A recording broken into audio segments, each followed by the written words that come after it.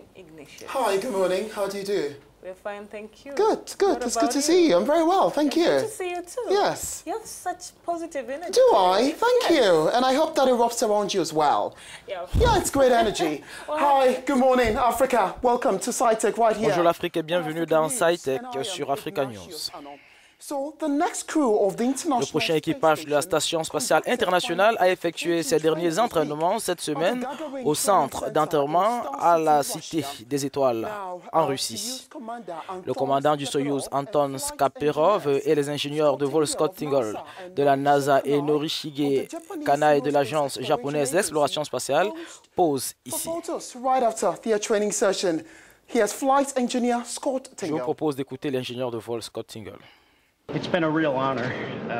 Ce fut un réel honneur de faire partie de cette grande équipe internationale.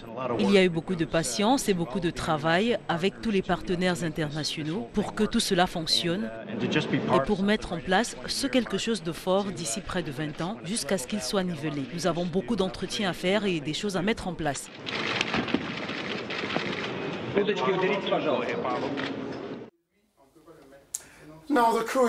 L'équipe doit décoller du cosmodrome de Baïkonour au Kazakhstan le 17 décembre 2017 pour une durée de 5 mois et demi sur la Station spatiale internationale. Maintenant, parlons des robots et j'ai une mauvaise nouvelle pour les travailleurs, notamment ceux qui travaillent dans les bureaux, mais une bonne nouvelle pour les techniciens et les employés du secteur de la santé. Et les pays qui ne peuvent pas investir dans l'automation ne seront pas assez concernés selon le dernier rapport du McKinsey Global Institute. Des centaines de millions de travailleurs à travers le monde vont être déplacés, suivant en cela la révolution de la robotique et de l'intelligence artificielle. Les analystes de McKinsey indiquent que quelques 375 millions de travailleurs, dont 38,6 millions d'Américains, pourraient changer d'occupation ou acquérir de nouvelles facultés afin de garder leur emploi dans 13 ans. Les métiers qui nécessitent une intervention humaine, comme celui de docteur, avocat, barman, sont considérés comme les moins menacés par l'automation. Les métiers spécialisés à bas salaire tels que le jardinage, la plomberie font également partie des domaines qui pourraient être épargnés, ajoute l'étude. Saviez-vous qu'être proche de certaines personnes vous permet d'arrimer votre cerveau avec celui avec eux sur la base de leurs gestes, l'odeur de la pièce, le niveau sonore et divers autres facteurs. Cela signifie que les personnes avec lesquelles vous traînez ont un impact sur votre engagement avec la réalité et plus que vous ne l'imaginez. Et l'un de ces effets est que vous devenez exactement pareil. N'est-ce pas intéressant?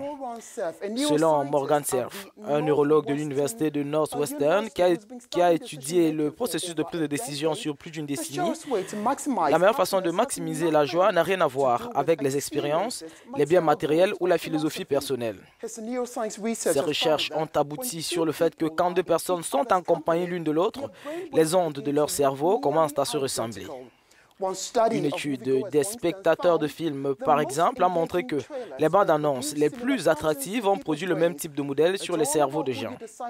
Ça dépend des personnes avec lesquelles vous décidez de passer du temps, mais il n'est pas seulement conseillé de bien choisir ses amis, a affirmé Cerf à la revue Business Insider.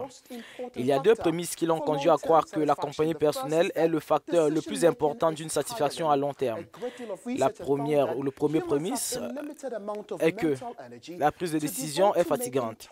Un grand nombre de recherches ont montré que les êtres humains ont un choix limité d'énergie mentale à consacrer à la prise de décision.